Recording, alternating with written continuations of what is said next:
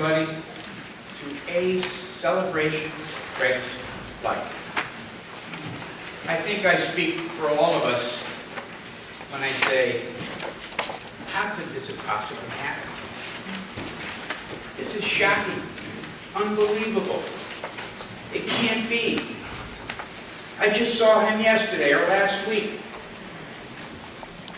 What is the message here? The least I could say is that the message is we need to reach out to those we love and let them know how we feel. Craig, or as I refer to him as Big Guy, was big in so many ways. He was easy to like, always willing to help, never speaking ill of anyone, having that unique ability to connect with people, able to find that common ground. In just a way, he would, in such a simple way, he would often connect with people by just simply saying, "Oh yeah." I'm sure we all remember that. He was a special guy, and he touched us in so many ways. And I think I speak for Barb, Liz, and Kathy, the loves of his life, when I say, "Hey, Big Guy, we love you, man."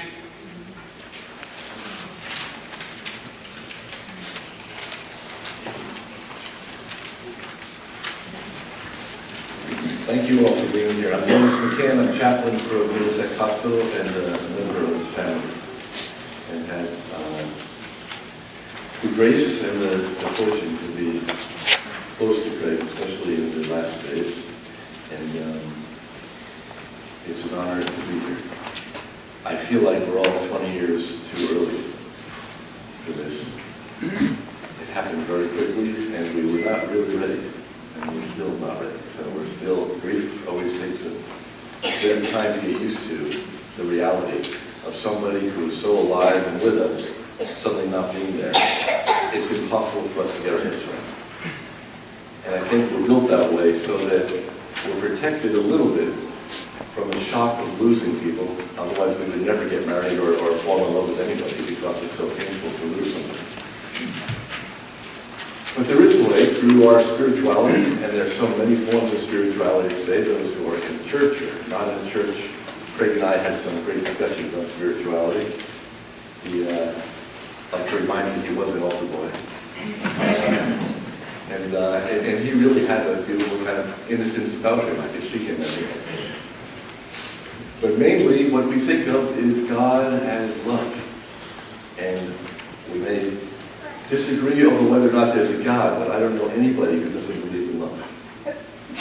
So I'd like to collectively call to mind the presence of divine love that's within us, around us, that feeds us and sustains us, and which Craig now is a part of. I think we move in this transition out of these bodies into pure love. Through these bodies, we manifest love to each other.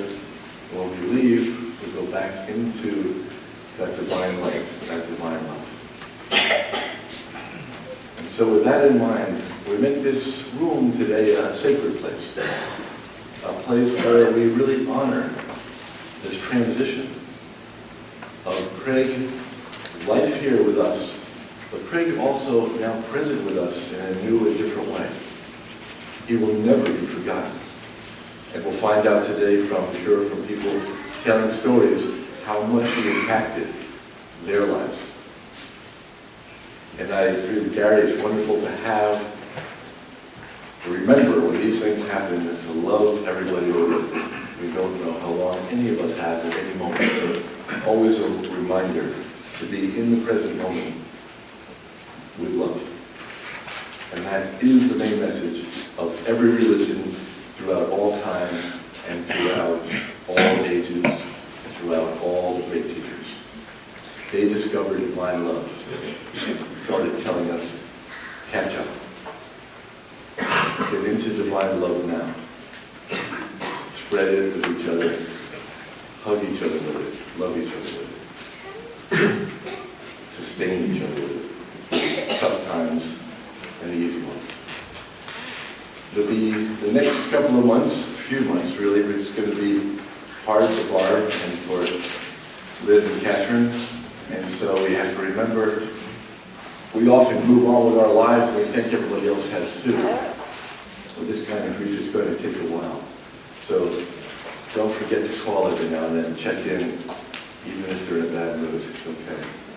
It's part of helping people through grief, and as a community supporting each other through grief. As a society, we've kind of forgotten how to grieve. We don't have the rituals of the old days, wearing wearing armbands, and remembering who's in grief and who isn't. We tend to move very quickly into life. So let's collectively, out of our love for Craig and our love for the beautiful family, his daughters and Barb, to remember to keep caring for them, to do that same love. I'm calling to mind the sacred love in the name of divine love, in the name of human love, in the name of the Holy Spirit that connects us. We begin this service.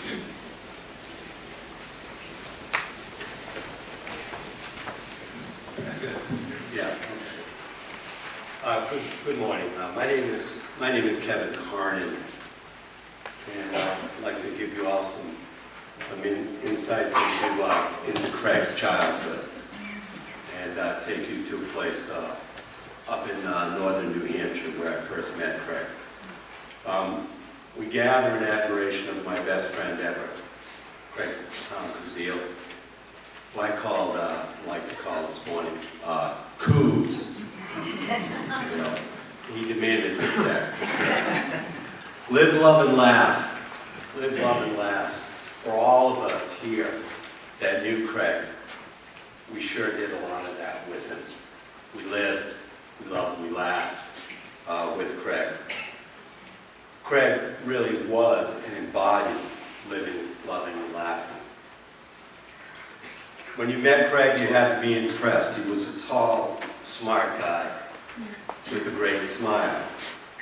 I met Craig, my best buddy, almost 50 years ago now, when he was 14 years old. And I think he was an altar boy. We actually served a couple masses together. It went all right. Craig was already at 14, almost 6 feet tall. He sure seemed that way to all of us. I remember his mom Lottie saying, joking, that she was pretty sure he was almost 6 feet when he was born. Craig's family, Walter, Lottie, and the three boys, Jeff, Craig, and Tom, moved up to the sticks of New Hampshire from Connecticut. So school had just started, and I was in my homeroom class, and I turned around to see Craig. I didn't know it was Craig. I needed a pencil, so I borrowed a pencil. Craig didn't know it, but from that day on, he supplied all my pencils through 3 years of school, and we shared most everything. Craig was always there to help. Always there to help. We shared everything. During the winter up there, obviously in the sticks, we skied. Craig played basketball because he was a giant, especially up again in northern New Hampshire. You don't have a lot of height up there for some reason. I'm not sure. But we spent the winter skiing. We spent the summers swimming in the beautiful glacial ponds and rivers, lakes up there. Water skiing was one of Craig's highlights. His 6-foot frame would come in, and he had the ability to actually coast in, you know, and grab the dock and stop. However, to Craig's credit, one day I saw him hit the dock, slide across the dock, and off the other side back into the lake. How we laughed. It was just great. Baseball in the summer. Craig was an excellent athlete, great baseball player. Had a lot of fun. We actually did something else. We invented a sport called bridge jumping. And the 730, if any of you know Weirs Beach area, there's a 33-foot bridge up above Endicott Rock that if you're careful not to land on the boats when they come through. You might have looked up there and seen Craig and I perched and ready to jump between boats. So we did really enjoy and invented that sport. Craig made friends easily and he definitely had a little Eddie Haskell in him. I remember him showing up on the doorstep and stuff, but I think he actually said, good morning, Mr. Carnan, Mrs. Carnan. Is Kevin home? You remember Eddie. So everyone soon knew the joke, our giant Polish friend from Connecticut. Fishing, already up there. Craig was a good fisherman. I tell you, I caught that one that he's holding up there right now. But I'd be lying. Actually, that was one of Craig's best days. In the fishing arena, there's a phrase called first fish, biggest fish, most fish. I wish we had never heard about that because it gave us such a foundation for discussion and argument as to, who won. Because whenever I got the biggest fish, he got the most fish, and the rest. The rest is also true. Truth be known, Liz actually beat both of us one day fishing on a beautiful little pond up there.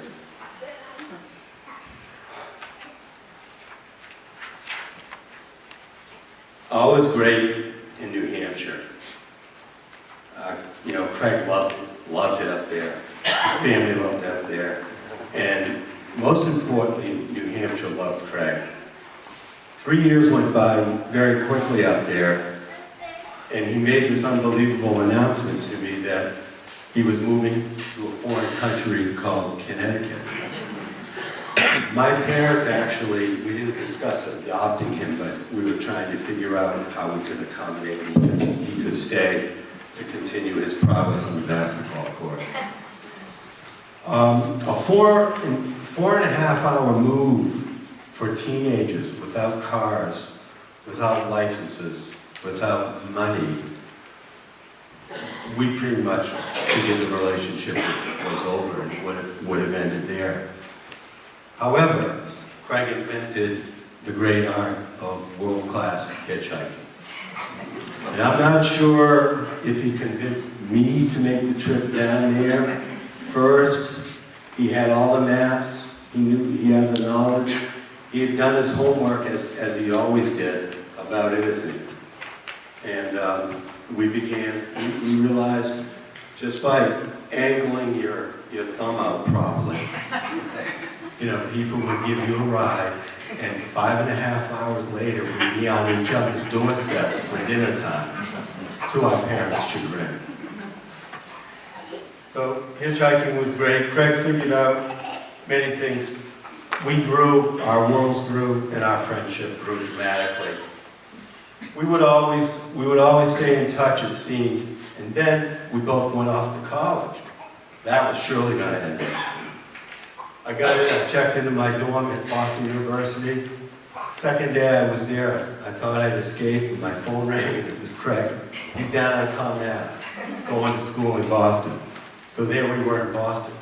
You know what?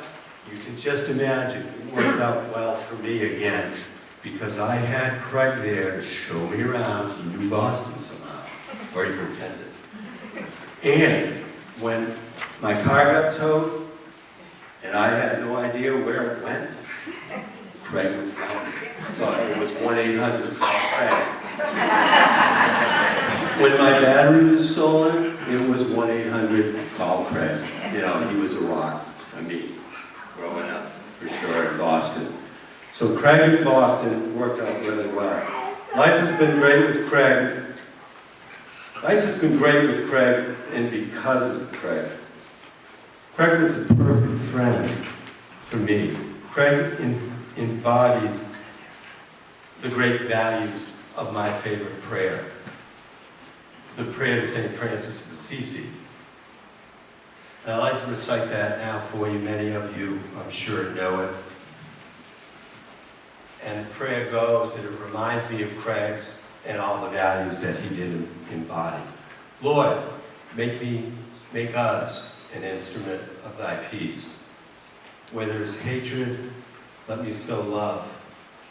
Where there is injury, forgiveness and pardon. Where there is doubt, faith. Where there is despair, hope. Where there is darkness, light. Where there is sadness, great joy. O divine Master, grant so much that we may not ask to be consoled, but to console others, to be understood as to understand others, to be loved as to love others. For it is giving that we receive, it is pardoning that we are pardoned, and it is dying that we are born to eternal life. Amen.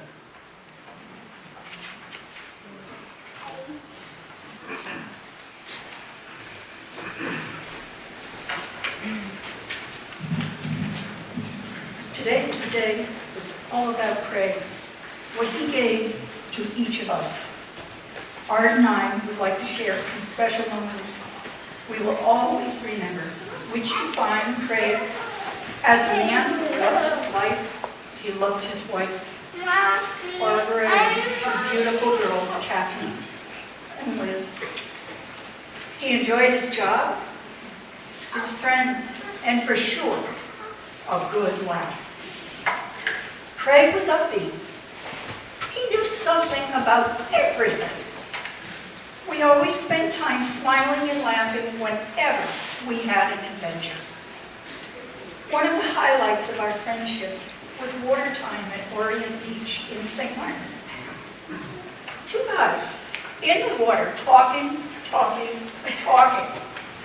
Art, can you share a little bit about what happened in that water? No comment. Actually, we spent a lot of time in the beautiful waters, and you get very mellow when you're in Caribbean water, and you have time to think and reflect. And that's what we both did in that water. Craig was very good at bringing things up and putting them in a proper spin. He always had a positive outlook, as everyone knows, and he had a nice, quick, into a bad story, whatever it could be. It always came out great.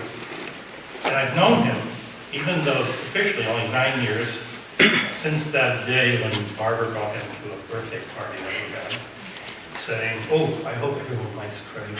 I hope he's a nice man. I hope we get along." Well, of course, we all got along. He brought me a very special gift that day, friendship. So, what did we talk about? We talked about all the things from his early childhood on. When he was up in New Hampshire. I knew Kevin by name, and certainly I met him at a party, and nice to see you again, Kevin. But he had always good things to say about that, and everyone else he ever met in life. The Madison Men's Club was big on his agenda. He loved all the men that he talked with over the years and became friends with and stayed friends with. Friends were very important to Craig, and he demonstrated that very well. So now that he's gone, even though I've only known him 9 years, I think I've lost a lifetime friend. When I mentioned that Craig knew a little bit about everything, I really meant it. Some of the places we were, here we are in a funicula in Puerto Rico. At the top of the mountain, nobody driving the funicula. Craig says, "Push that button." Really? We pushed the button, we got to the bottom of the mountain, and we pushed it many times, riding back and forth all week. He knew the words to the oldies. When we went on a wonderful picnic in sunny Vermont, it turned into a rainstorm. We're by a lake, we're sitting in the car, eating our sandwiches, singing oldies. There wasn't a song he didn't know. He also knew Vermont better than we did. He knew how to ride all the ferries one day when he took us on a tour of the Hamptons and we visited $1 million houses. Craig loved to eat. From an Italian restaurant in the north end of Boston to Mr. Busby's in St. Martin. He liked Red Sox baseball, kayaking, and just did an hour using our Groupon. That was one of our funniest nights. We were home watching a movie. Barb and I would laugh at the connection Art and Craig had. They talked more than we did. Craig was a smart guy. One last story. As we drove home from his daughter's wedding, Barbara calls on the phone. She's somewhat disturbed. Craig's jacket is gone. Money, checkbook, paperwork. Craig directed Barbara to call Art, thinking that maybe he had taken his jacket by mistake. Bingo. Art has Craig's jacket in the back seat of the car. Craig was also a detective. Art and I would like to thank Craig for sharing his time with us, for sharing his easygoing ways. Craig will never be far from any of us. In closing, food for thought. Life is but a stopping place, a pause in what's to be. We all have different journeys, different paths along the way. We all were meant to learn some things, but never meant to stay. Craig's legacy to all of us shines in his love for his family and friends. Thank you, Craig. Good morning, I'm Bill Stabenford. Craig's death has been very unsettling for me. Being here this morning brings me face to face with the reality of his loss. Craig and I have been good friends for about 33 years. I knew Liz and Catherine when they were little girls. I'm still fond of them to this day, and I'm very fond of Barbara. And even though Craig is now gone, I hope that we will be part of each other's lives for years to come.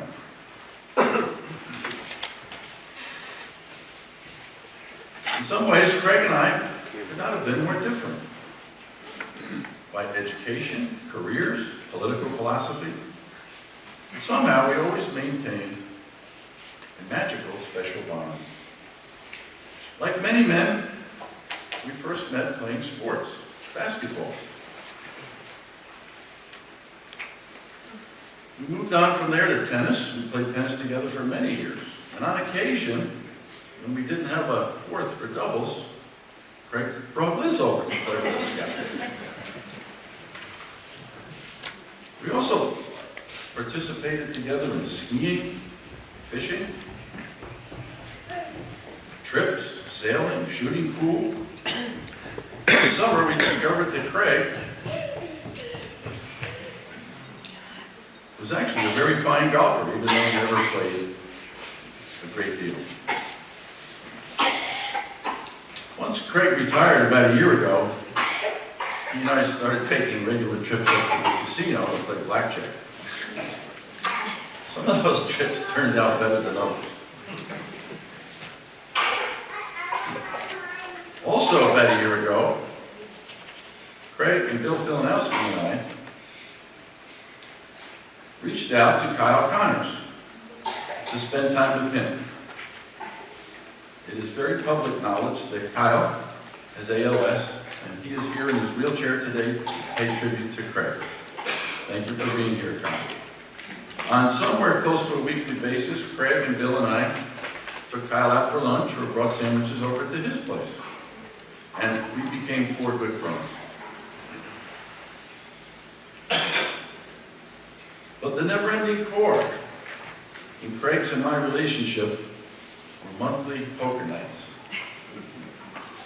And it never varied.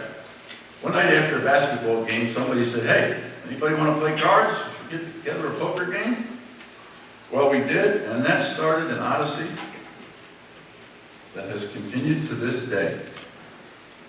Little by little, we picked up other basketball players, other friends, and we put together a steady poker group, many of whom are here this morning. And believe it or not, that steady poker group has lasted very close to 30 years. When Barbie shows her photos later, you'll see 10 of us at what we believed to be our 28th anniversary. Now, there is no mercy at a poker table. We always played by the rules, fair and square, but if there was any way to take each other's money, we did. And Craig was no exception. He was probably the best bluffer in the group. It could be infuriating to lose a hand when he was bluffing, but I always had to admire his skill. And then there was the bantering and the needling. You had to have skin as thick as sandpaper to be an art poker. Greg and I would go after each other head on head, night after night. But we always left every poker game as good friends. It was all in good fun. We left as good friends as when we started. Very often driving home together. I asked the poker guys to share some thoughts about Craig. They remember him as always smiling and happy, a great friend, a good father, a true gentleman. And Craig had an appetite before he got sick. We always provided dinner at the poker nights, and one night I ordered a lasagna from Bradley & Wall. Big aluminum pan serves 10. I figured, wow, I'll feed the 7 guys and have a nice chunk of leftovers for myself tomorrow. Oh no. First we had our dinner, and then Craig got busy on the lasagna. At the end of the night, that pan was picked clean. And Craig always insisted on having ice cream for dessert. Well, when I hosted the poker games, I'd get 1 half-gallon for the rest of us and another half-gallon for Craig. And if you didn't have chocolate sauce, you heard about it. I think the summary statement from our poker group is, a good man and a good friend going away too soon.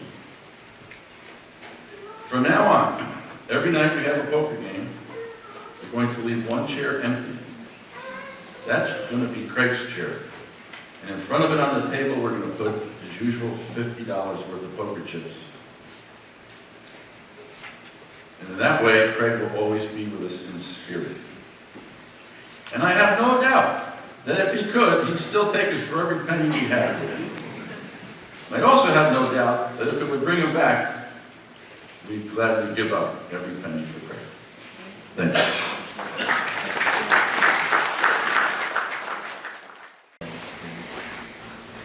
I kind of think he's the chameleon. He's gone a lot of different ways. As I know Craig, I guess we started really being good friends about 1992, when, I don't know how old you girls were at that time, but Craig, to me, is somebody who had great character. Every Saturday, we'd take the girls and go visit his mom, spend some time there. We lived in Milford. And we'd stop by my place afterwards and we'd spend time with the girls with cookies and milk and coloring books for the time. But Craig, I guess you could say that we were the odd couple. Completely different. Right? But a lot of the same values. Definitely a family man. Just how he would talk and treat his mother. He made tremendous respect for him, for his love for family. And then when he got divorced and separated, we became even closer. Because I was divorced and we hit the singles thing. Craig had this group of guys that he would go out with that were a lot of fun. And what got me, I would tell Craig, you can't travel in a posse. You're not going to meet anybody, you know. You're not going to meet anybody. And we all know Craig does. He had a stubborn side. Right? And this is what he was going to do. So, fine. Little did I know that probably 3 months later, we went to a Halloween party and met Barbara. And Craig never talked about anybody that he was involved with. Until one day, he called me and told me that he met Barbara. And Craig, it just wasn't like Craig. Craig, he had a lot of fire under Craig to excite him. He didn't get excited, but he came home and he called me and told me how excited he is about this girl. And I had to meet her. So Kathy and I, we said, listen, we have this event down in Stanford. It was Taste of Stanford. And we were going to meet Barbara for the first time because I had to meet this person that Craig is so excited about. So we went down, and lo and behold, Barbara and Kathy became very good. Along with myself. But I don't know. I hear everybody talk. I hear Kevin talk. Kevin, I can tell you right now that you hitched down here first. He did not go up there. You came down here first. Bill, you were pretty close. Craig, nobody took money from Craig. I used to tease him, tell him that he had his first communion money. And nobody took money from Craig. But you know what? Craig was probably one of the finest individuals I've ever met. He's what everybody should be. I've never heard him say a bad word about anybody. And even when you wanted to excite him, you couldn't pick a fight with him. He would do it. He was the most non-combative person you ever want to meet. But don't go up against him in a contest. Craig loved to win at anything. If you don't believe me, play tennis with him, play any sport with him, right? He loves to win. Now, Bill, I got a question about his golf ability. I've played golf with him. And I got to tell you how to describe, my way to describe Craig. Craig and I went to a golf tournament up in New Hampshire for Red Oak. Craig borrowed my clubs, he had his own shoes. We go up there, I went to drive range, and Craig comes over and said, Craig, you have my keys? I said, what do you mean? I said, gave you the keys. He goes, oh yeah, I left them in the car. Now, can you imagine playing 18 holes with somebody who's left your keys in the car, and having a great time playing with them? I mean, seriously, that's who Craig was. You can't, I don't think anybody's ever been with him who hasn't had a great time. And last night I was at Barbara's house with the girls, and I really wanted to find out about Craig a little bit more from the girls. They were sitting there, and I said, which one of you are most like your father? And with solid dedication, they said we both are. And what's better, right, to have as a member? As your girls proud to be like you. That describes Craig. Thank you.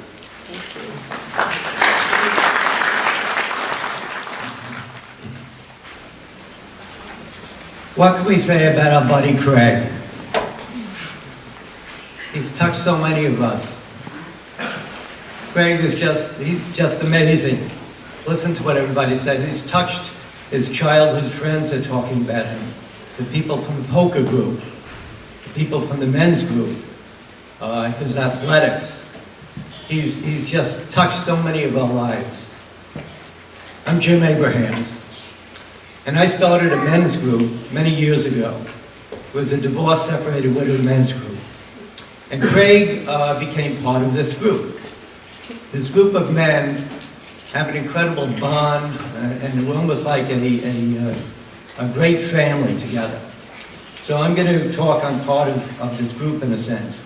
One of the members from our group, who is very close to Craig, could not be here. So he asked me to read something for him, and I'll start off by reading that. Through the many years that the men's group has been in existence, we have all been fortunate to be able to support and help each other to move on with our lives. We have developed a bond that will never be broken. Craig is one of us, and will always be one of us. When he joined our group, He was so easy to get to know. He developed many friends very quickly. My earliest memories of him are that he always listened to what you had to say and offered encouragement. I'm going to read that again because it's very close to my heart. Craig always listened to what you had to say and offered encouragement. That was Craig. He had a big heart, was always there to help a friend in a sincere, caring way. He helped me through some difficult times. His words were so spot on that I was able to make some better decisions. Many have said that Craig was a good guy. What a great tribute that is. He also has a class A. He also was a class A. Craig was fun to be with, easygoing, and was always a real gentleman. I would miss talking to him, having lunch with him, playing cards with him, and just being in his company. Barbara, I was there when he met you. He was beside himself and wanted to get to know you better. Well, he sure accomplished that. You once told me that he moves fast. I remember thinking, smart man. The rest is history. You have been a great couple, and I treasure your friendship. Craig, I will never forget you, and I am privileged to have had you in my life as a friend. You will live in my memories. May God keep you. Love, Bill Filanowski. A couple of personal comments on my part. I took an amazing trip with Craig on my boat, and this was relatively recently.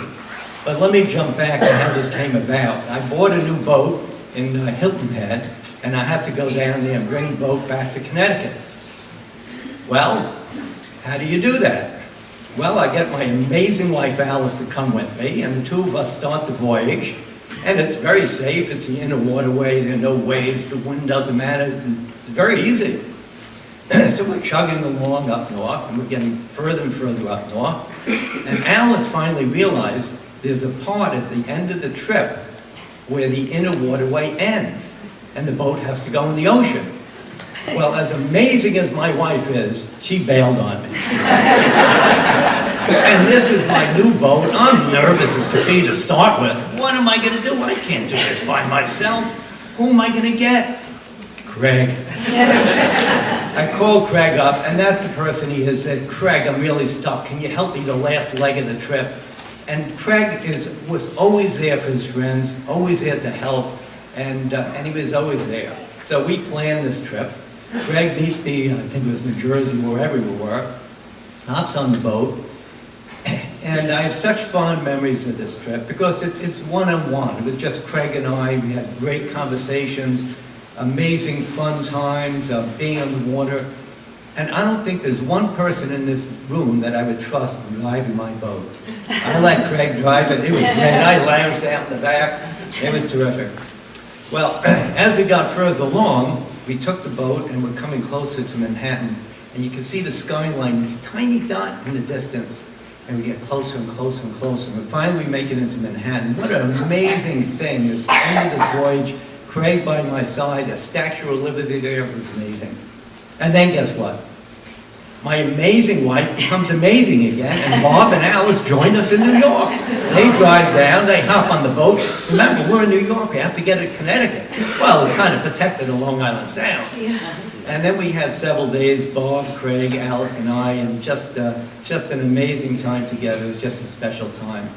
And before the girls joined us on the boat, the things, not just on the boat, but that Craig would talk about all the time, Liz and Catherine.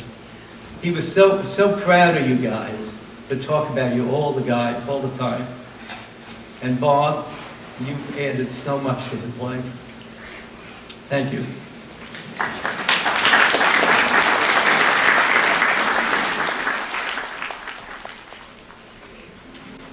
Thoughts from Barbara. As many of you know, my life with Craig began 10 years ago at a Halloween party. From the moment he met Jeannie and I met the Grim Reaper, our lives forever changed. I was his Barbie, as he so fondly called me, and he was my beautiful Craig. His circle of friends became my circle of friends, and my circle of friends became his. As our relationship continued to grow, our children also became close. Craig's girls, Catherine and Liz, and my son Justin. In our time together, our blended family grew. We had 3 beautiful marriages, Justin to Jess, Liz to Glenn, and our wedding, as well as having 2 beautiful twin grandchildren in our life. Our life together was adventuresome, to say the least. Craig was always reading about an exotic place to go, a restaurant to try, or an art gallery or show to see. Our friends made it easy to be that way because they enjoyed life as much as we did. Whether dancing at Bill's, sailing along on Long Island Sound, boating in the Hudson, around the Statue of Liberty at sunset, or going to an inn in Vermont, the joyful times were too numerous to mention. When Craig and I found out this September that he was facing a health challenge, he took it in stride. He never wanted to have a disease dictate who he was, and so he never skipped a beat, and 3 weeks ago we returned to St. Martin. I was the one that didn't want to go, fearing that he might take seriously ill there, and I wanted to be close to Yale. In his own reassuring way, he said, "Barbie, we're going." They've got a hospital in St. Martin, and besides, it's warm, and I'm so glad we did.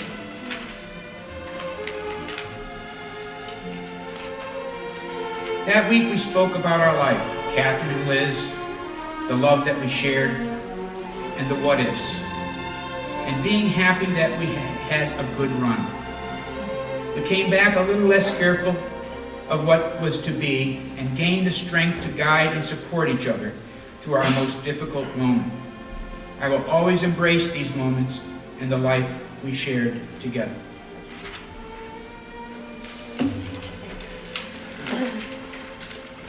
What I would like to do is to pass the mic around for people, anyone here who would like to say a few words. I might need Ralph's help with the mic.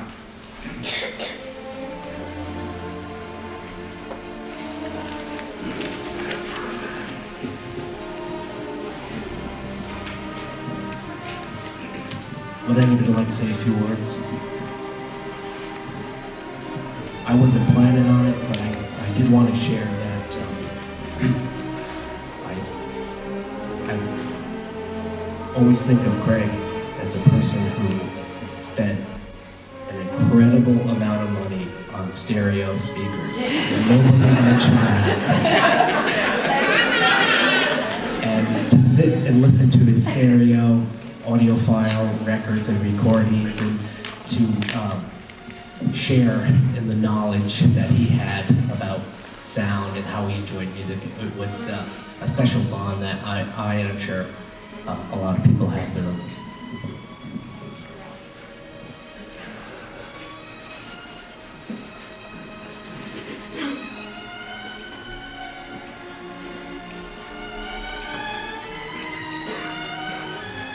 Good morning, I'm Jessica Nana. I'm married to Justin, our son. Craig was my father-in-law. I remember the first time that I met Craig back in 2006. Justin and I had been dating unbeknownst to our family yet at that time, and we decided to go to Margaritas to get some nachos and beers. And we walk in, and who do we see there but Barb with a guy with his arm around her shoulder. And Justin said, "Who the heck is this guy?" So, yeah, there was no running away because Barb spotted us both. So we were each on dates, and that was pretty clear in that moment. And we went up and said hi, and Moore was there as well, and there was another one of Craig and Barb's friends. And, you know, Justin immediately was on the defense, questioning Craig, where do you work, what do you do, who are you? And they were laughing, and you could just see Barb beaming. And there was no denying how charismatic Craig was. And I remember, you know, telling Barb, you did good, you did really good. And it was just, you know, we soon learned that the Corvette that had been sitting outside, that Justin at first had admired and said, look at this guy, I can't believe he's showing up this yellow Corvette parking in the front of Margaritas. It was actually Craig's car. So it became love at first sight. And as time went on, he just became so much a part of this family. And we gained Liz and Catherine and Glenn, and he was just the best poppy to Riley and Jonathan that we could have ever asked for. And he was just the most loving and caring person that you could ever have met. And I had posted a quote on Facebook, because it's all I can think about, is that he was the epitome of making sure that we live the life of our dreams. And I think he would want that for all of us. So I hope that we all leave that always remembering Craig, and that we all go out there and make sure that we live the life of our dreams. Thank you, Jeff.